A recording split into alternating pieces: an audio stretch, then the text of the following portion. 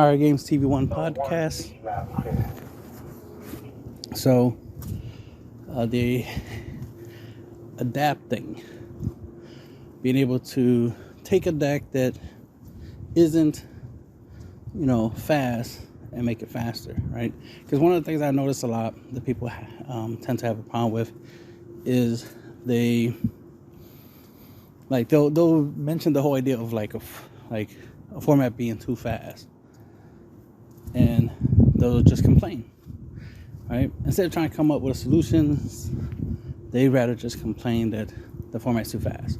So then they rather just, complain that the format should be slower when they should either adapt and join in and play a faster format, adapt to the situation, or the reverse, which is what I tend to do sometimes, is that if I'm playing a slower strategy, right, if I'm playing a slower deck than what everybody else is playing, I make sure I incorporate stuff into my deck that slows down everybody else's deck, right? Sometimes even just choosing the right leader, right? Choosing a leader that can slow down the game, or at least help you mitigate the fact that people's decks are too fast. Like, for example, if everybody's playing aggro, right? So the format's very fast, turn 2 kills type stuff. Well, then picking a leader, a defensive leader, for example, would be a logical choice. It'd be logical to choose a leader that has defensive effects, defensive capabilities. I'm not going to go through the whole list of all the defensive leaders you could use. Obviously, you should go do your research. But obviously some people will already know Hatchak being one of those options, Boma being another, because of the fact that it turns most of your battle cards into blockers, increases your defensive capabilities. And one of my favorites is Zamasu, set 2 Zamasu to be exact, because essentially he has a second health bar. He turns your deck into life, right? So once you awaken, you essentially have extra life. So that is awesome. And I recently played him at a local tournament, 3-round event, and he performed well. Very, very well. Definitely made the game very difficult and hard for my opponents, which was good, especially if I was going up against an aggro strategy. Not every deck I went against was fast, but some of them were able to put out a good amount of attackers out there, so with very little energy. So it was good to have this type of leader. Plus, this type of leader also is good like in best of 1, because more likely most people, when it comes to best of 1 of tournaments, they tend to play aggro, right? Because it just helps them, especially if they can win the game really fast. One, since it's best of 1, they only need to win once, so they want to take advantage of that. And second, it gives them more time, right? More time to relax in between rounds. So the faster they finish their match, the better, because then they can go chill, relax, interact with some of their friends while they wait for the next round. So, but they don't want to spend, the whole entire time that's allotted for the round, just playing the game, and then right after they're done playing, now the next round starts. It's like, damn, the next round starts, now I gotta go straight into the next round. I don't get time to, I don't get much of a break. I don't get much time to relax. Especially I don't get much time to, go eat or use the bathroom or something. So that's why it's like, competitively, it makes sense to always want to try to play aggro, or at least always try to make sure your deck is faster pace, like it plays fast. You don't want a deck that's very slow. You don't want a deck that requires you to do so many things. I try to avoid doing a lot of interactions or a lot of actions when I play. I want my stuff to be relatively simple. I've said it many times before. The first 4 damage is the easiest, because your opponent pretty much just lets you, deal them the 4 damage. The next 2 requires a little bit of effort, and the last 2 is the hardest, because your opponent's trying not to lose, so they're not going to let you just deal them the last 2 damage without a fight, right? As to say. So, you don't have to do much to do the first 4 damage, right? It's the last 4 that you gotta actually deal with. So your deck should be designed, right, with that in mind, designed to deal with the last 4 damages, to finish out the game.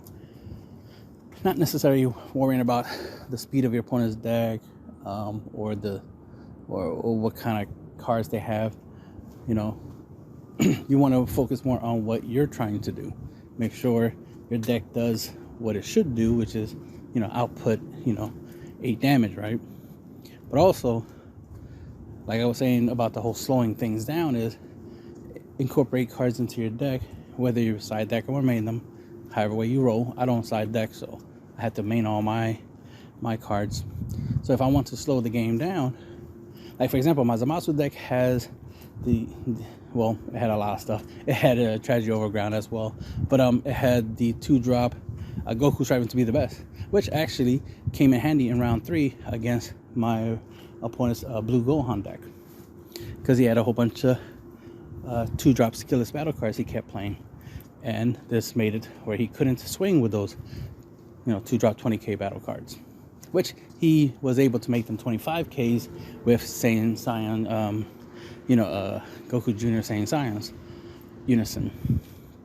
So I was able to slow my opponent down from being able to take advantage of all those skillless battle cards just by having that in the deck, just because I had it. So it put in work, and of course it comes in handy in a couple other matches. It was a little useful against my first round opponent, because they had a couple. Wait, was it my first round opponent, or was it the second round opponent? I think it was the second round opponent. He's playing Majin Vegeta, and he had a couple of 1-drop battle cards that can get double strike and become 15k double strike and stuff like that. So, that Goku was useful in slowing those down. But he mainly swung with a 30k double strike battle card, and he was able to play it and swing with it multiple times. So that created a problem for me in dealing with that. Plus, the leader itself had the ability to be a double strike. So that creates a problem that needs to be dealt with, and you got to defend against. But what's ironic about that game is that I normally, since I'm playing a defensive leader, I'm mainly playing defensive, like I'm playing a much slower game. But because of my opponent's, double striking abilities, and the fact that, that deck was a little bit more aggro, I was like, you know what, I need to be a little more aggro. I need to be a little bit more on the offense instead of less on the defense, right? Because I'm defending too much, and I'm not dealing as much damage as I could be. So I should be focusing more on offense.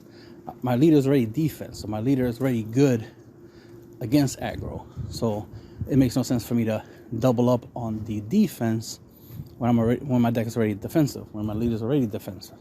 I already have essentially 16 life to play with, so I shouldn't be trying to defend my the first 8 life that I have, right? I should just focus on putting out attackers and getting in as much damage as possible. Also, my opponent's leader has the ability to take a life in order to get the double strike and whatnot. So, the fact that my opponent, does trigger that effect, helps me with the process of getting my opponent down, to 2 life. Ironically, all I needed was my opponent get to be down to 3 life, because that's when I, can go for game. So, because I use Android 17 Turn of the Tide, so I have a strategy to deal, 3 damage. So I can go from 4 to 0, obviously, with the deck, but I'd rather do 3 or less, which is my goal. So I'll try to get my opponent down to 2, but if the best I could do is get him down to 3, that's good enough, because I can finish them off as soon as I drop 17. So the goal is to drop 17. So as long as I can achieve that, I'm pretty good. As long as my combo, my strategy gets used, I win, right? So the only way I can lose, obviously, would be for me not to be able to win. So if I don't win, that's how I'll lose, right? That's how that works. So the point is that I'm trying to speed. I'm trying to adapt. So if I notice that my opponent's deck is fast, then I need to try to be equally as fast. Try to catch up. Try to make sure that I'm not being paced. Try to make sure that my opponent doesn't do more damage to me than I do to them. You always want to do more damage to your opponent than they do to you. So that's the whole point of defense. It's not necessarily to stop every attack. It's just to reduce how much damage you take, and then hopefully you give them back double, right? Give them back more than they gave you. So give them back more damage. You want to make sure that you're always in the mathematically you're in the winning position. It's kind of like playing basketball, where instead of you trying to be fancy and trying to dunk and make 2 points here and there, focus on making 3-pointers instead, because mathematically it'll add up faster. Let's say in order to win the basketball game, you need to score 10 points. Well, if you make 3-pointers, you will only need to make 4 shots. That'll be a total of 12, more than you need to win, as opposed to doing 2 points at a time, which means you'll need 5 shots. That one extra shot that you need to make in order to equal up to 10 makes a difference. So that's why if you do the whole making 3-pointers instead, or at least make 2 3-pointers, that'll already be 6, right? And then the last 2 shots can be 2-pointers, so that way it'd be 4 plus the 6, that'd be 10. So the main point is try to do more damage if you can. If you can't, you can't, right? But at least try. Another reason for trying, right, to do as much damage as possible in a turn, but not to overextend to a point where you're defenseless on your opponent's turn, is to force your opponent's negates, right? Force out their negates, force out combo power, especially force out super combos, and try to drastically reduce the possibility of them being able to stop you late game. And that's what you always want to do, is make sure your opponent is not able to stop you from winning at the end of the game.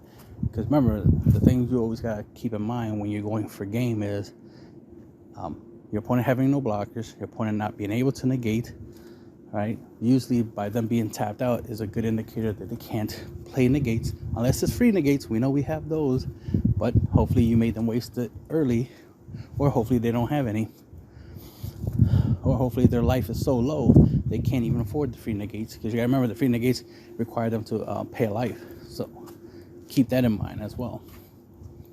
Like the sparking negates and the barrier blockers, the negate blockers, blocker negates is what I call it, or hatchiac, obviously stuff like that.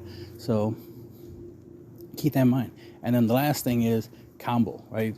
If they have a big hand size, the likelihood of them being able to out combo your winning attack, right, your finishing attack, is very high. So these are the 3 things you got to worry about.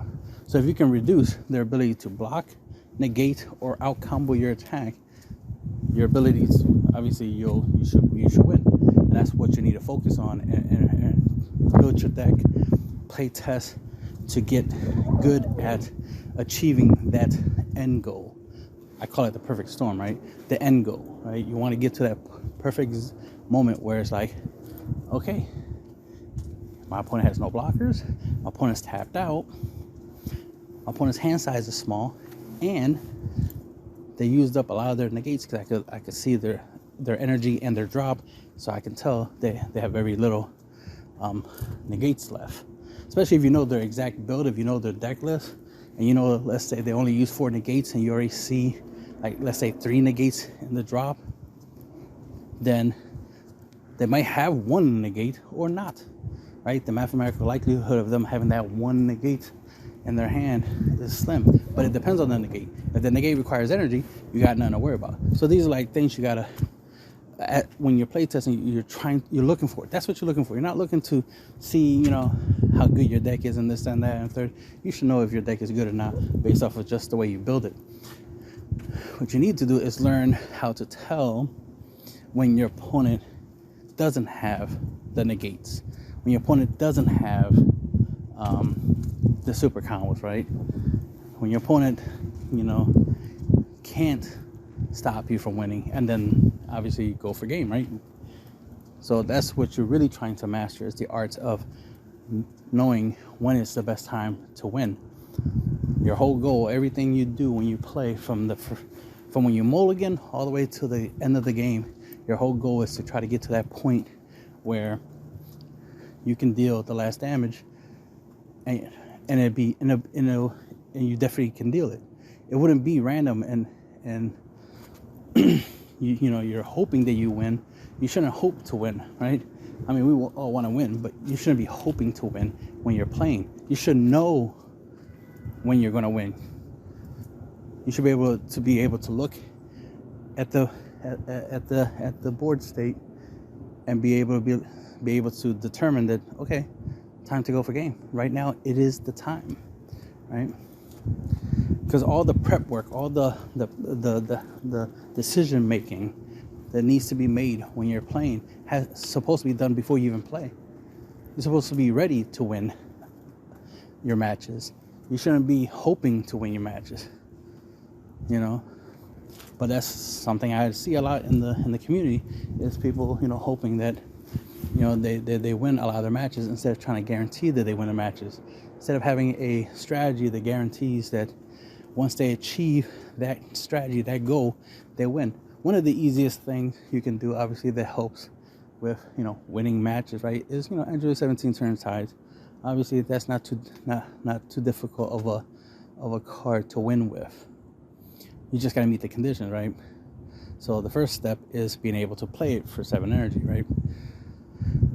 So you gotta ramp in order to get to it if you want to play it sooner than later, or stall long enough, you know, with your negates and your blocks and your decision making to get to the point where you have the 7 energy to drop it. And hopefully your opponent doesn't have some way of defending themselves, like blockers, like unison blockers, or just regular blockers in general. But if they do, obviously try to prepare for that.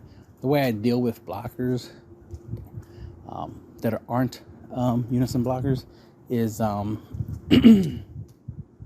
is a Super Saiyan 4 Goku, Protector of the Earth. I use that to bounce, you know, the -2 effect of the card, to bounce all my opponent's blockers. Even if their blockers have barrier, Goku ignores barrier, so they'll bounce right back to your opponent's hand. And then when you drop Android 17 Turning Tides, all the cards in the hands will go back into the deck, so they won't have any combo power or even negates. So that already takes care of blockers, potential free negates or negates in general, and of course their ability to try to out combo you. So that 2-card strategy, the 5-drop, you know, Goku Unison and Android 17 Turning Tides, you know, obviously is a really good combination, really good strategy to set up. Also, the Unison has an auto which prevents or reduces your opponent's ability to attack you with battle cards on their turn. It's something you want to play prior to the turn in which you're going to turning the tides, so that way you can get to turning tides. So it's all about trying to get to the point where you can pay 7 and get your game on, right? So that's the So that's the kind of stuff that I look into and I focus on, is trying to figure out how I can get from point A to point B as quickly as possible, so that way I have the advantage against my opponent. I remember seeing, especially in Yu-Gi-Oh!, a lot of players at a certain time will complain about certain decks being a little bit faster than their decks, but I notice it's like, yeah, the deck is a little bit faster than your deck, but your deck can actually be faster. You can make the deck faster. You're just too busy doing all this other stuff that's not necessary when you should be focusing on making your deck faster. Because there's a couple things to do. There's making your deck faster, but there's also making your deck stronger, right? One of the ideas of faster is just playing a whole bunch of battle cards, for example, right?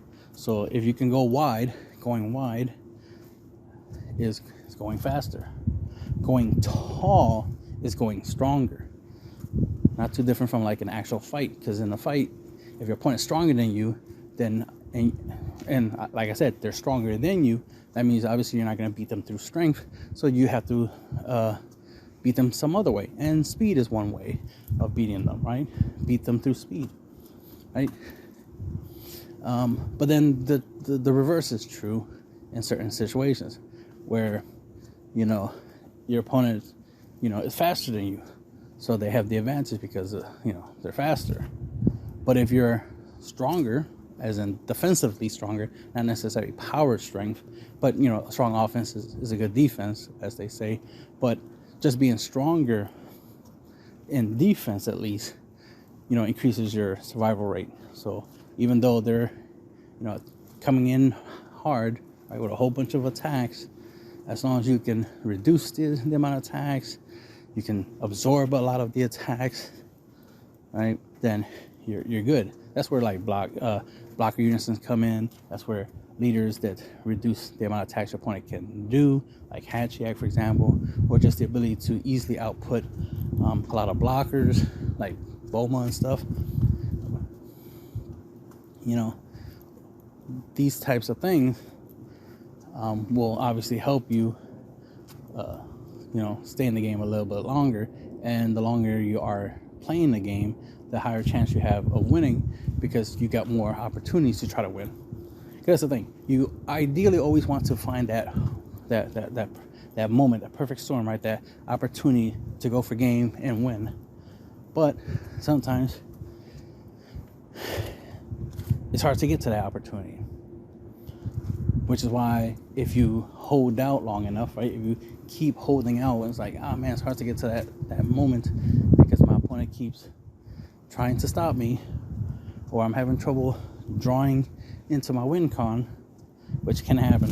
That sucks when you can't draw the card you need to win, especially when you see the perfect time. That's the worst thing, when you have the perfect moment to win, and it's like, all I need to do is just draw that one card and I will win right here, right now. Sucks when you don't draw it, but it happens. I mean, that's part of the game. We always try to reduce randomness when we play. That is one of our number one goals, is to reduce randomness. It's bad enough that we gotta shuffle our decks, right? Then we mulligan to try to reduce our bad hands, right? Because we could draw a bad hand, so we try to mulligan to draw a better hand, or at least increase our chances of having a better playable hand. Then we play search cards, draw cards, because as long as you have a lot of cards, that means you have a lot of options, and hopefully you drew the good cards that you need for what you need it for the situation you need them, because there's certain cards that you need specifically for certain turns, certain moments. For me, typically turn 3 is when I play Radis Giant Force when I'm playing blue. So I need to get that card as soon as possible and play it on turn 3 typically. There's times where, obviously, on turn 7, Android 17, Turn of the Tides, right? As an example. So it's like certain cards you need for certain turns, certain moments. And it's like, that's what these cards are in the deck for these exact turns, this exact purpose. The reason I have multiple unisons is because I need certain unisons for certain turns, certain moments. There's situations where I'm going to need it badly, right? Especially if I play against another blue player and they have a unison in play, God Stealing Trunks is an option for them. And since I don't play God Stealing Trunks, well, I just don't play it, so, right? But the point is, my opponent will. more likely my opponent's going to play God Sealing Trunks. So a unison comes in handy in combating God Sealing Trunks because of the fact that God Sealing Trunks doesn't hit unisons. So relying on unisons, playing them, using them, and then when they die, just play another one, helps me stay in the game longer because I'm trying to circumvent them being able to God Seal. I can't just be like, just start playing battle cards. Unless the battle cards has deflect, like Android 17 Turn Tides does, God Sealing Trunks is going to be a thing. It's going to be a problem. So I got to make sure that I don't have... I got to make sure I don't give my opponent the ability to God Sealing Trunks me, for example, right? I need to make the game harder for them, not easier. And God Sealing Trunks definitely makes the game easier for them. So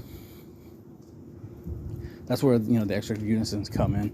And there's 3 different phases of the game. The first 2 turns is early game, turn 3 and turn 4 is mid game, and turn 5 and above is late game. So you always want to make sure that you are trying to get past the first 2 turns, because the first 2 turns is aggro's main turns. That's the turn in which they try to do the most amount of damage. It's obviously the best time to do the most amount of damage. After that, turn 3 and above, it's harder for aggro to output a lot of damage, just because you're able to defend better and easier that way. One, you can make a play, like you could play a 2-drop unison, right? When you have 3 energy and still have 1 energy up to do whatever you want. One of the new unisons I'm playing with, and I'll also order a playset of, is the Majin Buu unison, Assault of the Agents of Destructions. He's pretty nice because he gives you the ability to essentially, if you have a blue leader, basically turn the leader into a soul striker, basically a pseudo soul striker, because of its ability to let you draw a card and untap energy. Mainly it's the energy untapping that makes it essentially a soul striker thing. The fact that it's a unison means they'll stick on the field long. It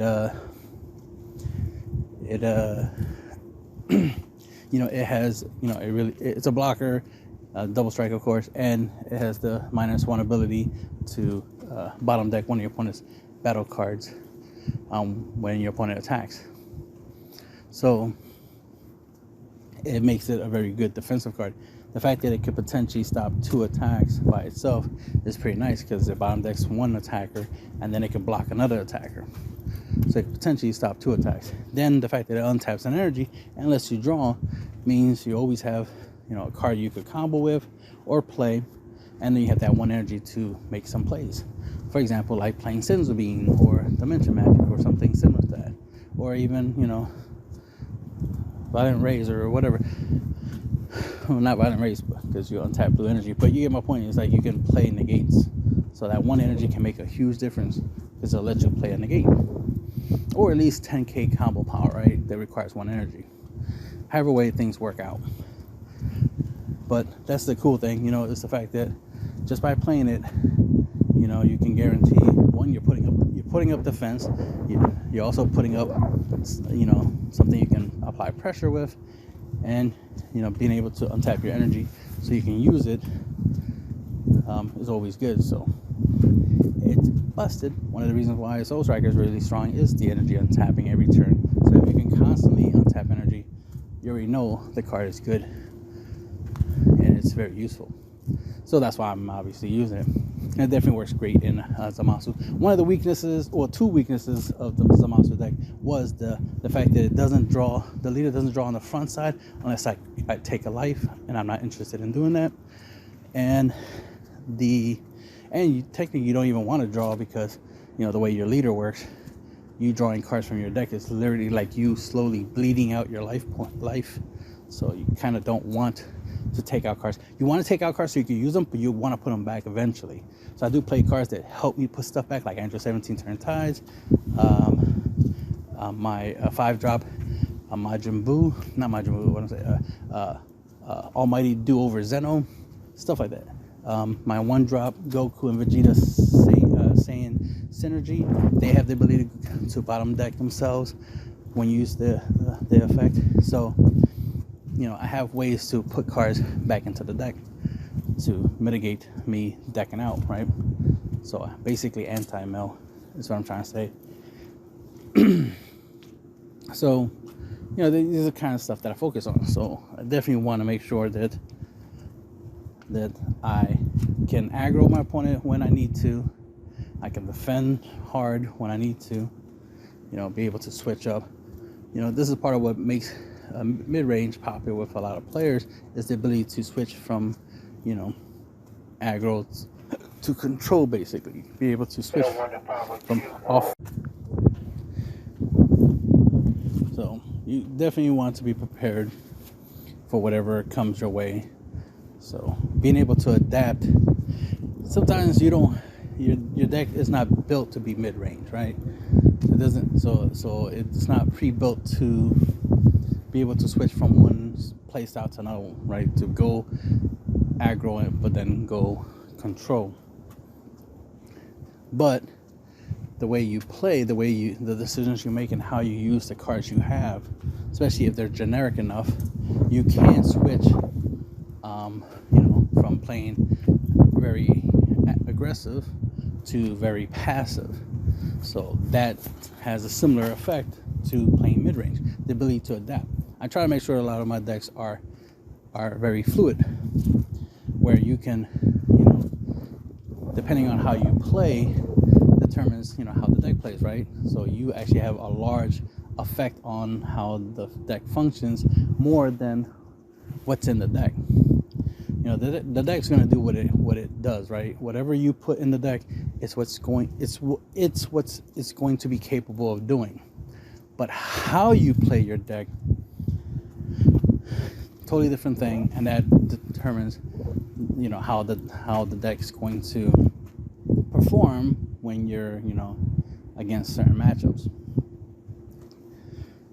I don't side deck, so I tend to focus on taking my years of experience playing card games and use that as my sideboard, right? My side deck. I don't side in cards, I side in experience. So while I'm playing, I'm quickly learning on what's the best course of action. If in game one I was being very passive, being more defensive than offensive, but my opponent, during the matchup, I see that being passive was not a good option. It actually was a weakness. Then I will adjust, right? I will adapt and change and go more offense. Go more on the offense and have that as my defense, right? The whole strong offense, is a strong defense. So by me going in more aggro, my opponent going in dealing more damage, I started using, because I normally don't use my leader's active main ability to draw a card by taking a life. I just let my opponent just attack me, and that's how I get the cards from my life to my hand.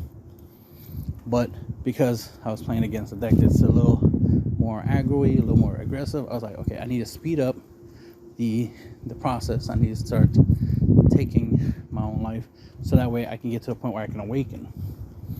Now, obviously, to some people that will be considered somewhat of a risk, because of the fact that now I end up going from taking damage to my life, right, and getting advantage that way, card advantage, cards that I could play. Now I'm going into the negative situation, where every time I take damage, I'm losing card advantage because of the fact that I'm milling my cards, and my cards are not that useful in the drop. Now, obviously, if I incorporate a lot of cards that work in the drop into my decks, which I have very few cards in my deck that work in the drop, very, very few. Depending on the build I play, I will have more useful cards in the drop, obviously, than I wouldn't. But in this build, I'm not going that route. I'm not going the whole drop area route. So I have very little cards that work in the drop. So if I start taking hits and I start milling a whole bunch of cards, I'm actually losing important, combo pieces, important pieces to my game plan, right? Like Andrew 17 Turn Tides, for example, right? Or any of my ramp cards to help me ramp up my energy. or any of my unisons, right? So I started losing out on things that don't want to lose out on. So it just depends on the build you're playing. Because typically I have one of the many builds I have, does have a lot of cards that work in the drop or has the ability to grab stuff on the drop. So I don't tend to lose out on being able to play certain cards because I could always grab them from the drop and take advantage of that. So me milling is usually an advantage, not a disadvantage.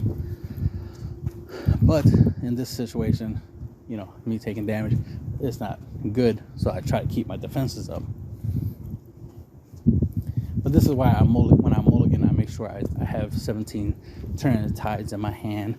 I try to make sure I have the 5-drop unison, because those are the 2 key cards I need for that 17, Turn the Tide strategy. So I need to make sure I have those 2 in my opening hands, and a Magnifier Western Kai, because I need her to help me ramp. That way I can try to get 17 out on turn 6 at, sooner than turn 7, right? Let's see. That's another thing. Choosing a ramp leader is a good way to, especially when it comes to color, because the main thing I was trying to get to, because this is the second time recording this podcast, so this is different than what I was originally saying in the original podcast that ended up not getting recorded because I accidentally was recording static, was the idea that you want to make your deck, regardless of what color it is, capable of adapting to essentially the meta. As in, if everybody's playing, red, for example, red tends to be, the faster, aggro deck color. Try to make your deck, regardless of what color it is, other than red, obviously, be able to do pretty much the same thing. Be able to catch up, right? Be able to keep pace, is what I'm trying to say. So if red is the most popular color in the format, and it's fast, that's part of why it's popular, because everybody wants to play faster. Then, and let's say you're playing blue. Blue tends to be more defensive, tends to be a little bit more slower. It's not impossible to make it faster. It's not known for that, right? That's not its color identity. So the idea is trying to figure out ways to change your color identity, right? Change the identity of your color. That's what I'm trying to say. So if you're playing let's say green is more hand control. So instead of playing green for hand control purposes, right, and just focusing on hand control, you can go more aggro or more control, or maybe find a way to mill with green. Maybe mix it with another color. That's another thing. Color mixing. That way you can incorporate the abilities and capabilities of other colors into your deck. So that way you have a more unique deck. Because if you play across your opponent and you play a green leader, they're going to be like, hand control. I know how to deal with hand control. I already got a side deck for hand control. All right, cool. You can think that I'm playing hand control, but in reality, I'm playing aggro. What? Yep, green aggro. Doom, take that. Take all that damage, right? Or, I'm playing green control, so I play a lot of counter plays. Charismatic Alien Frieza, the Vegeta the Cruel, I think it is, the green one, the counterplay, and many other green counterplays. That's the thing, there are counterplays in green, so you can create a green control deck. You could throw in a little bit of hand control in there as well, to further add to the control aspect of the deck, right? But it's the fact that you can play a more control build, a much more defensive build, just because you found stuff within the color that can let you do what another color normally does. Blue is more of the control defensive color, but green does have some defensive and control, right, counterplays in it, so take advantage of that. And red has counterplays, right? It has violent rays, right? It has defensive cards, right? Red just started getting some blockers. Yellow, sorry, oh, yellow already had a lot of blockers. It's definitely red. Red is starting to get more blockers, which is nice because red didn't have much blockers. When it comes to Unison is what I'm trying to say. Yeah, red didn't have much blocker Unison, and they're slowly getting some more, which is nice. Definitely, it's nice that yellow's getting some more blockers Unison. So there's more blocker Unison being added to the game, into the colors. So keep that in mind, because then you can obviously upgrade your deck with these blocker Unisons, which definitely can increase your defensive capabilities, especially aggro still a thing, and some colors try to be aggro. Like yellow is like the new aggro color. Red always been the aggro color, but yellow has been popular as a aggro color. Some people like the fact that it's like, yeah, yellow has a lot of good defensive cards, but also a lot of good offensive cards. So it allows it to be very mid-range, and you can go very aggro with yellow. It's like, yeah, because yellow, especially right now, has a lot of draw power. It could put out a lot of attackers for cheap. So yeah, it's not too different from the launch deck, right? Not too different from most of my aggro decks, right? Red aggro decks. So it makes sense that because yellow was leaning more away from the slowing the game down, defense concept, trying to make it negating things and stuff like that. It was that's the main thing for yellow, was like that was its identity for a long while. It started going to like, okay, let's be more aggro, right? Let's be more aggro. Let's add more defense. There's some control elements in yellow, right? There's certain cards that let you take stuff or at least KO stuff, or at least tap down stuff. Make stuff less useful. Kind of like Mafuba, right? So that's the thing. Like you notice that Bandai themselves are changing the color identities of certain colors, right? They're changing the identities of certain colors. That's what I meant to say. They're changing the identity of certain colors. So not surprising if some newer players are confused about the color identities of certain colors, because Bandai has been experimenting. They're trying different things. Like for example, the new archetypes, they're going really heavy on unisons, but on a aggro type of strategy. So they're trying to add more unisons into a deck, trying to encourage the idea of using more unisons in a deck, like their battle cards, right? And then just going in on multiple attacks. So, and currently it's yellow and green that's doing the whole unison thing. So essentially those two colors right there are a little more aggro. So that right there shows you the idea of like they're trying to experiment and try different things when it comes to the different color, trying different identities for the colors. So don't be surprised if, let's say, black ends up being more of a hand control deck or something, right? Probably a little bit more than we already used to. You already see that they have a lot of cards that can warp cards in hand. So ultimately, if you really look at it and think about it, a lot of the colors got like mismatch of like everything. Like everything you could do in a game, every color is trying to do it.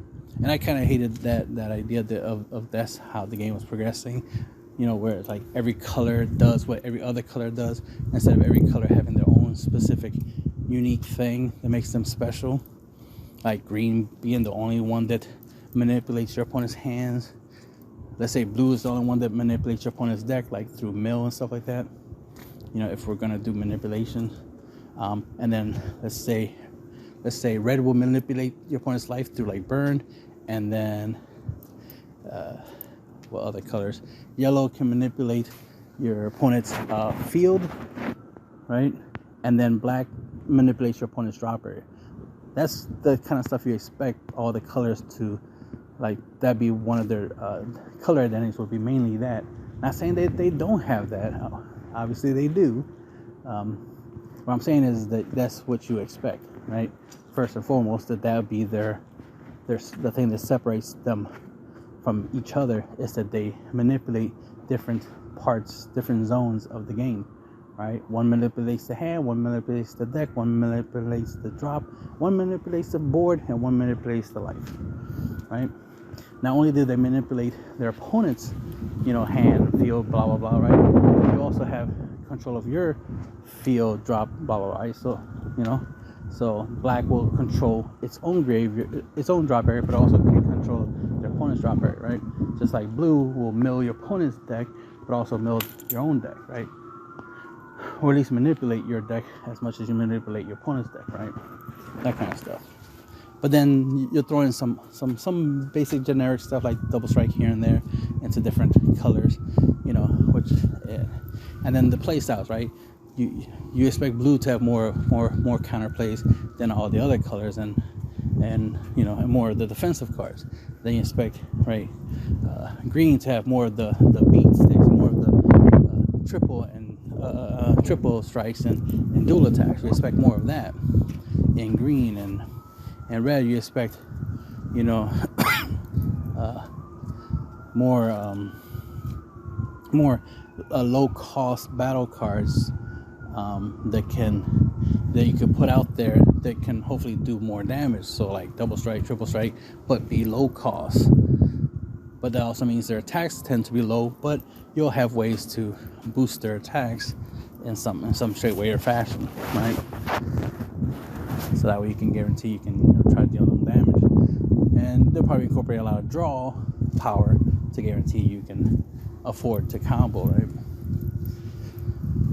But anyway, the point ultimately is you want to be able to adapt as a player to the format, and take whatever deck you want and just make sure you not only you adapt yourself, but also adapt your deck. Make sure you have cards in your deck that can help you do things. Because one of the things that always annoys me, or one of many things that annoys me, is the idea that some people will be like, oh, this color is not good because of these reasons. Like that deck is faster than this deck, so this deck loses more than wins. It's like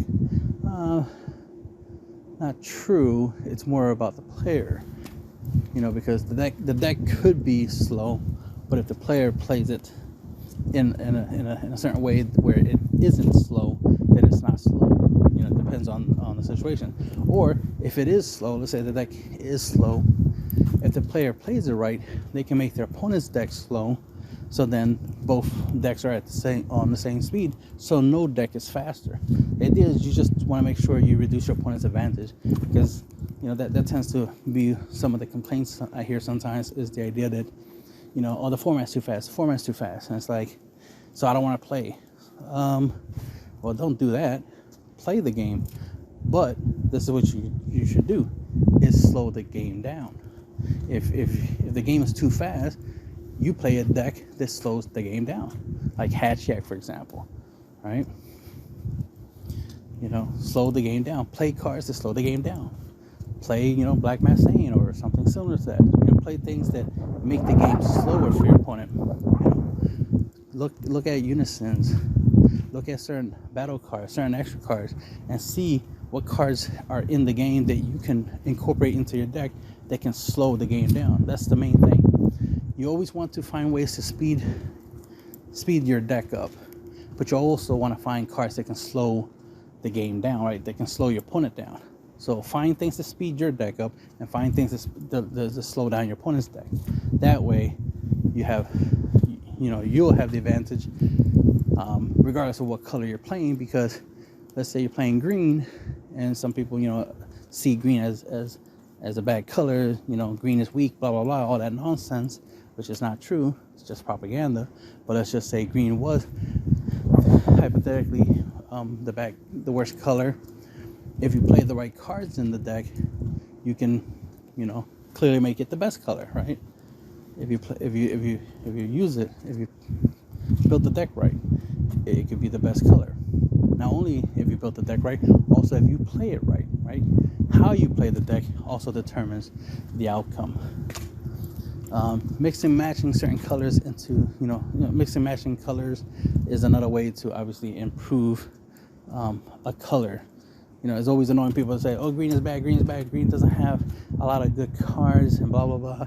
So green is a bad color. But then when you look at tournaments, you notice some decks are like blue-green or red-green, right? Or green-yellow, and they're topping. And then you're like, well, I'm like, most people are like, oh, green is not a good color.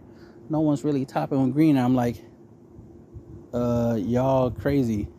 Green is clearly topping tournaments, because do you not see green in these decks? Red-green is still a green deck. Blue-green is still a green deck. Green-yellow is still a green deck. Like, do you guys not see green? Is like, that's why I said propaganda. It's like people want people. It's like there's certain people want people in general, the community, to think green is bad, is a bad color, is a non-playable color, but it is being played. It's being played competitively and casually, and it's topping. My round 2 opponent was playing green. And he did good. He did really good against me. And he was playing green. So, like, my first opponent, my round 1 opponent was playing yellow, and my round 3 opponent was playing blue. So think about the irony of that, right? All those 3 colors. And I was playing blue, right? So that's why it's so interesting of the idea of like green bad. Green bad is like, no, green is good. Right now, I have to watch the videos, but right now, I'm seeing, the top 16 of the most recent regional, and it's like Android 16. When I was at the tournament that I was at, right next to me, when I was playing my round 3 opponent, the person next to me was playing Android 16, and we know that's a blue-green deck, so can't say green is bad when people are literally playing decks that have green in it. If it has green in it, then green is good. Not only that, not too long ago, green cards were getting banned left and right. Roshi, Belmont, right? And some other green cards like, green leader, obviously. Cell Surge, that's green. Yeah, he's green-yellow, but he's still green. That's the point. Like, green is so good that a leader got banned because green is so good. So let's not act like green is bad. But, oh well. The propaganda is going to keep going that green is bad when it's not. But anyway, improve. Always improve. What was I saying? It's just the weirdness of the fact that, I notice it's a pattern that I see, that I notice people don't take the time to, hear new information or hear something in the first place. Like, instead of checking out my videos, to see what my videos are about, they want to assume they already know everything they need to know. And it's like, that's what we're doing now. We're assuming things now. It's so ironic. It seems more like people rather look at the title of my videos, for example, right? Or posts or whatever, right? The thumbnail, maybe the first couple seconds, like they'll let the video play for like the first couple seconds and then pause it and then just look at the deck list and then just, if it's a deck profile, for example, and then just make up their own description, right? Make up their own, story of why the deck looks the way it looks, and assumptions of how the deck functions, just by looking at it. That's it. They just look at my deck list, right, and then just assume everything they want to assume. One of the irony thing is, right, which proves this point that I'm making here, or what proves the for a fact of what I'm saying, that how people make a lot of assumptions, just by, the whole judging a book by its cover thing without actually reading the book, is people people being surprised but when they actually play me. Because there's some people who know of me, right? And then when they actually play me, whether it be on Untapped or recently in real life, their perception of me changes drastically, right?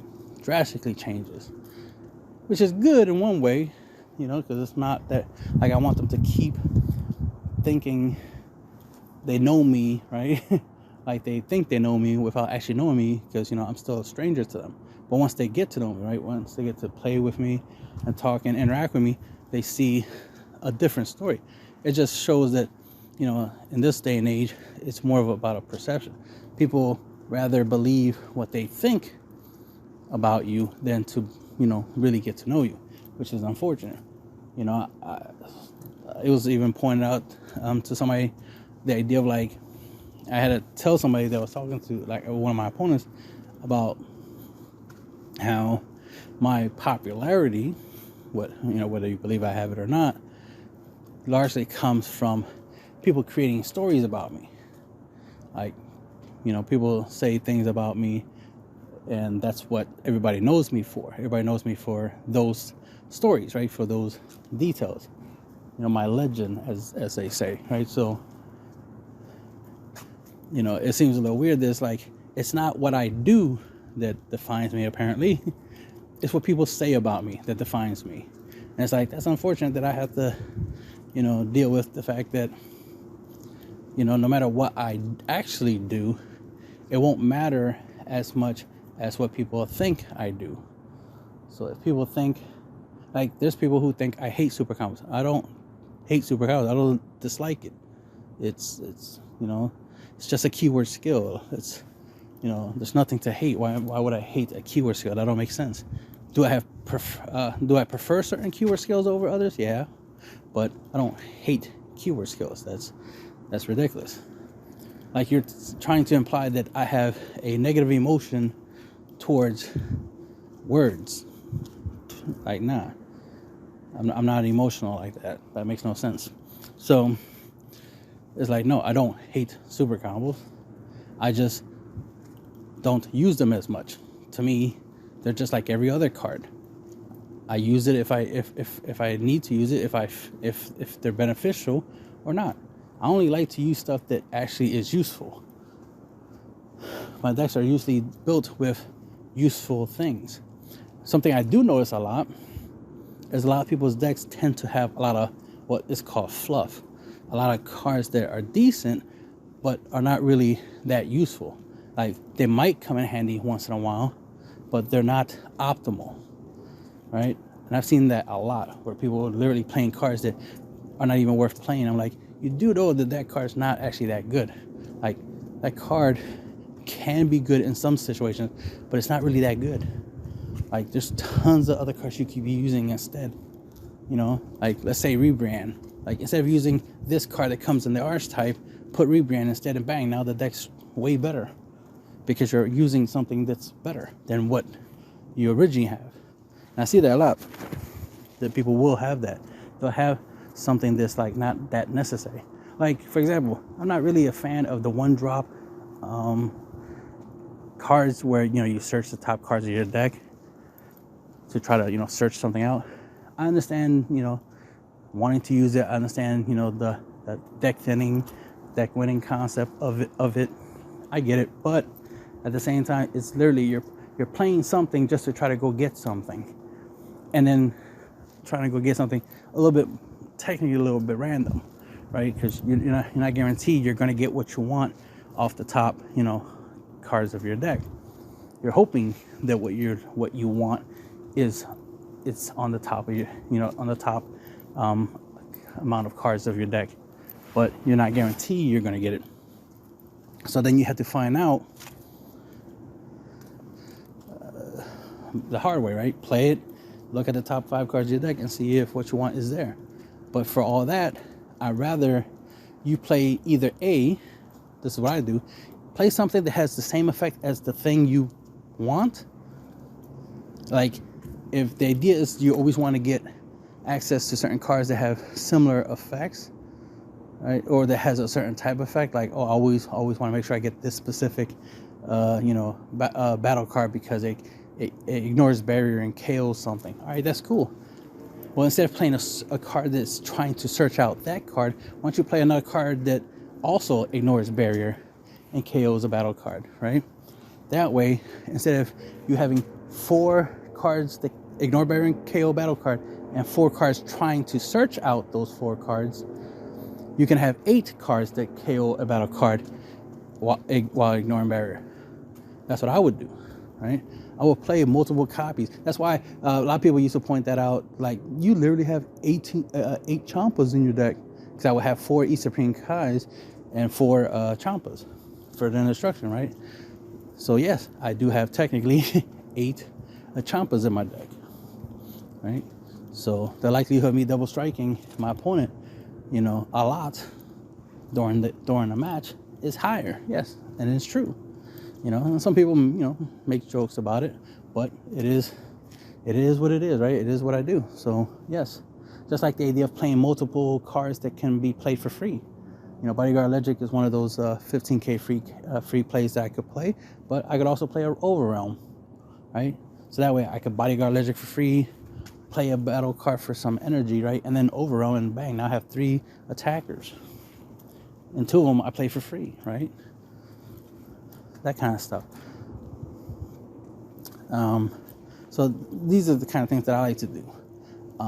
If I can do something, if I can play something that's similar to a super combo while actually playing super combos, so that way I technically have 8 super combos in my deck, that's something I would do if I really need that type of effect. If I really need, the free 10Ks, right, left and right.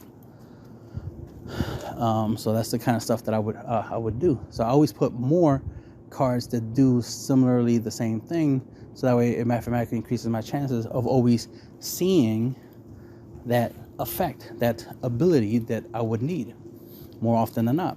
That's why my Raditz draw cards has a draw effect. My Gotenks Unison has a draw effect. My Super Saiyan 4 Goku Protector of the Earth has a draw effect. Notice all 3 of those unisons have draw effects. So no matter which one I draw, I will be able to draw, right? And ironically, besides what the other abilities they have, the fact that they draw is part of the selling point for me for why I use them in my Zamasu deck. Because my leader doesn't draw until it awakens. Like, it doesn't draw from attacking until I awaken. It can draw on the front side, but I have to take life to do that, and I don't want to take my life to do that. I'm using my life as a negate, as a blocker, as a defense, however way you want to call it, right? As a cushion before I awaken. So, that's why a lot of times you'll see me when I'm playing Zamasu, I'm not negating, the first 6 damage of my life. Like, I'm just taking the hits. Like, yeah, I'll take it. I'll take it. Because one, it's just free draws in that scenario, especially with that leader. I can take 6 to 7 damage and not be a problem, because that's essentially drawing 6 to 7 cards. And then once I awaken, I got 8 life again. Essentially, so it's not a problem. So that's just how I play it. But at the same time, you want to conserve your life. So if you can play, like Raditz, like I said, I play Raditz. Raditz is a blocker, so it can protect my life, but I could also draw. So that way I could keep gaining card advantage, but keep my life high, keep my defenses up through Raditz or through Gotenks, because Gotenks is also a blocker. So it's a defensive card, and it has the ability to draw, right? But it could also be used as a board wipe, right? So a lot of utility. Unisons are really good. It should be obvious. Most people, do associate me with Unisons. Yeah, I am a fan. They are awesome in many ways. So yeah, currently right now, my updated build, to make it faster, better, stronger, right? I added Majin, the Fire West Supreme Kai to help ramp. And I bought a playset for like $60 of the Majin Buu Assaults of the Agents, Agent of Destructions, so that way I can bump up my Unison count from 12 to 16. So I'll be playing a 16 Unison 60 card, set to Zamasu build, and I play tested it. I'm trying to get the gameplay. Something went wrong with Twitch, and it was like recording a minute at a time. It's like I'm gonna try to get some. If not, I'll just play somebody else and try to get some gameplay. Because I really wanted to showcase what the deck, the lines of playing what the deck is capable of. But apparently I didn't get good enough. Twitch was acting up, so I didn't get what I wanted to get from it. So that was an unfortunate thing. I was like, oh, that sucks. So I'll probably try to get some of that today. Probably go play somebody real quick and just get some gameplay footage of the deck in action. But the deck worked great. It definitely did what I wanted it to do. It worked out great.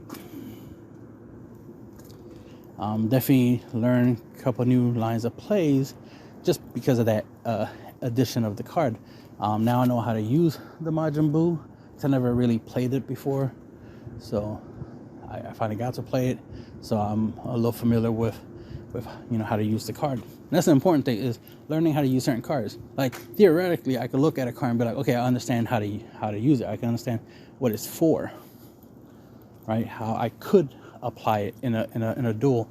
But until you actually use it, because the whole idea is muscle memory, then that's different. Like in my mind, I can envision how to use it, but until I actually have to use it, I actually have to make decisions. And it's like, oh, okay, you're attacking with that. That has barrier. I can't use this effect on it. Oh, but according to what the card says, I can choose any battle card for this effect, not just the card that's attacking. Oh, okay, that's different, right? That's the importance of, actually playing something in an actual duel, because you get to learn those extra little details. And again, I always say that playtesting is not for the deck itself, it's for you as a player. It's for you to get used to playing cards. It's for you to develop the muscle memory, right, of making certain decisions, charging certain energy, mulliganing, all that stuff. Like it's play testing you, not play testing the deck. A lot of people just assume that it's play testing the deck. It's like, no, you're not play testing the deck. You're play testing yourself. You're playing as a test of your skill, not as a test of the deck itself. You can just do test hands if you want to test the deck's consistency. If you want to test out how consistent you're going to draw your ultimate, or how consistent you're going to draw your finisher, or your ramp cards, or depending on what you're using, or your unisons, and your super combos. Like, you just do test hands for that. You don't need to actually play somebody to know, to try to figure out how consistent your deck is. You can just shuffle your deck and draw. Look at your hand. Shuffle your deck and draw. Look at your hand and see how consistent your deck is, just by doing that. And I do that a lot. So that's how I know that my decks are very consistent, even without actually playing against actual people. And then when I do play against actual people, I already know what the results are going to be. I already know how consistent my deck is. I already know that, what decisions I'm going to make when it comes to attacking, like attack orders, right? I know what I'm going to do when it comes to blocking, right? A lot of times when it comes to, blocking, negating, countering, or just taking damage, that's all decisions that you make right there and then, based off of your opponent's board state, right? Based off of what they do, based off of their actions, you make decisions based off of that. So that's hard to play test, right? Because everybody doesn't play the same, right? Not everybody reacts the same. So that's why, not as much as you think you're prepared, as much as you try to prepare for certain matchups, there's no guarantee that everything's going to play out the way you think it is going to play out. That's why you have to give room for the ability to adapt, which is the point I'm trying to make, right? It's one of the many points I'm trying to make here is to adapt. You need the ability to adapt. I know it's a lot of players don't adapt. They're too stuck in their ways. They believe you have to play a certain way, and if you don't play that way, they consider that a problem. They consider that you being a bad player, or you don't know what you're doing because you're not doing what they think is considered the right thing to do or the normal thing to do. So once you start doing things differently, it becomes a problem. And that's the state of the world we're in now. And this is not something normal. Like, this is not something that's been going on for thousands of years. The idea of thinking that, doing something different is bad. Doing something different has always been a good thing. It's always been a normal thing. But in the past, 20 plus years, being different is starting to look like a bad thing. It's starting to be treated like it's a bad thing. Being the same as everyone else is the right thing to do in this day and age. This is why you have net decking. This is why you'll have people literally saying that, oh, this deck, it's slower than this deck, so this deck has the advantage, therefore this deck beats that deck. But it's like, that's only true if the person who's playing the slower deck lets their opponent play fast. Lets their opponent's deck, do what it wants to do. If the slower player made sure that the faster player can't play faster, can't, deal a lot of damage in one turn, then the faster deck doesn't have the advantage. The only way your opponent can beat you, right, is if you let them. There's your pro tip right there. There's your secret sauce to, mastering card games in general, or life. The only way you can lose is if you let somebody else win. That's the only real reason why you lost a lot of your matches, if you lost matches, right? If you lost duels, the reason you lost is because you let your opponent win. You made decisions that led them to win, right? Instead of making decisions where you win, you made decisions where they win. I've seen and played against some people who try to use certain cards to try to stop me from playing the game, right? And what was ironic about that is, yes, they were slowing me down. They were preventing me from being able to play, my good cards. But the thing is that they weren't playing good cards in response, right? They didn't stop me from playing good cards and then play their own good cards. All they kept doing was just stopping me. And that's all they did, was try to stop me. And it's like, yeah, this is a pointless strategy, because you're not stopping me or slowing me down and then hitting me hard afterwards. You're not giving me your best plays. You're not playing your best cards after you stop me from playing mine. All you're doing is just constantly stopping me from playing my best cards that at some point you're going to run out of gas, right? At some point you're going to run out of the ability to stop me. And all I need is just one good card to beat you. You know what I mean? If you're stopping everything else I'm doing, making it hard for me to do anything, but then suddenly I'm like, oh, there, I got 7 energy. Bang, I just dropped this turn of tides that I just drew. Oh shit, bang. All that hard work you put, all that effort you put to try to stop me was pointless. Because now I put myself I'm in a position, a better position than you are. Because all my efforts was to do you damage. It wasn't to stop you from playing the game. It was to beat you. And now I'm in a winning position. So it's no surprise if I win, because all my decisions were to win. All your decisions was trying to stop me from winning. But because that's all you were doing, you actually let me win, because all I was doing was trying to win. So you were letting me do what I ultimately wanted to do, which was to win, right? When you could have focused on trying to beat me before I got a chance to beat you. And that's another thing, is when you're playing, you're trying to race. It's a race. That's why if your opponent's deck is faster than your deck, then the likelihood of them beating you to the finish line, right, to the end of the game where they end up winning, you need to slow them down, or you need to speed up and catch up to them, right? They're playing fast. You need to play fast, right? They're dealing 2 damage a turn. You need to do 2 or 3 damage a turn,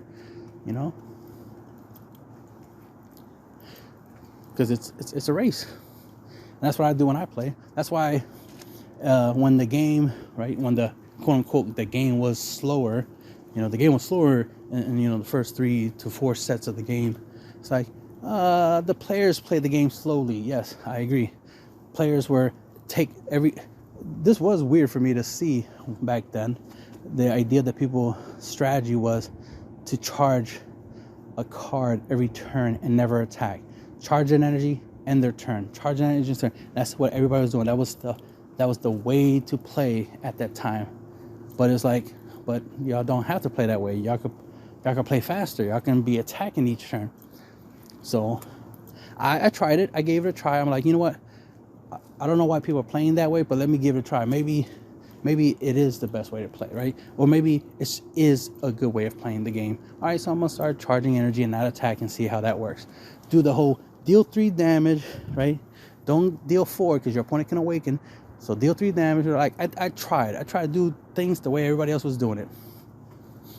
It didn't work out for me. It was trash. But when I played the way I play, it was better.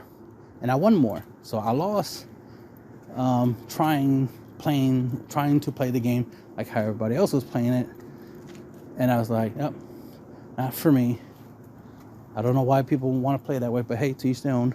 If it works for them, that's fine, but it doesn't work for me. So I'm going to switch it up and I'm going to play differently. And I'll find something that works for me. And I found something that works for me.